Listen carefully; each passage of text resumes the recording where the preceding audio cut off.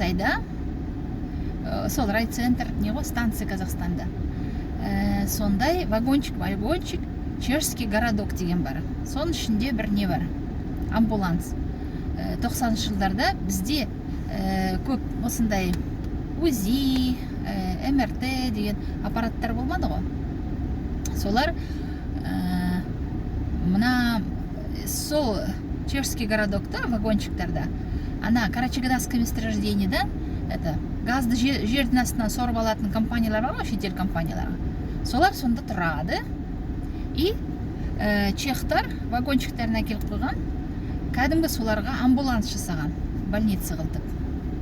Первая помощь.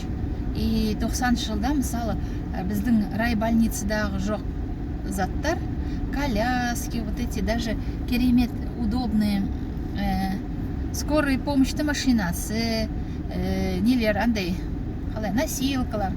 Біздің скорой помощьті машинасына отырсаң, жатсаң, сотрясение мозга боласың, отырсаң, ана иісінен кәдімгі басың ауырып кетеді ғой, пока больницаға жеткізгенше. Былтыр біздер отырдық қой, білеміз ғой. Вот. И мен ойладым, что біздің Астанада Америкадан, басқа жақтан келген сондай бір специалисттер бар шығар, сондай клиника бар шығар. Шетел жаққа шауып жүрмей, осы жерден солардың инновационный лечение алуға деп ойладым. Ақысы болса да енді жан керек болғасын төлейсің ғой енді. Ал олар бізде, оказывается, шетелдің солардың протоколымен жұмыс жасайтын врачтар жоқ екен. Олар біздің местный врачтар қалып барады екен мына. Асолдарды бәрін тек аударып береді, сол тек айырмашылығы. А так,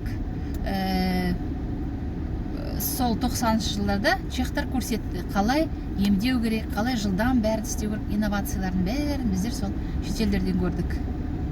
Біздің местный енді райбольницаға бюджет жеткенше білесіңдер ғой, не қалады екен. Помню, 90-шы жылдарда, по-моему, медсестралар 3000 теңге зарплата алды айына. А врачтар білмеймін енді.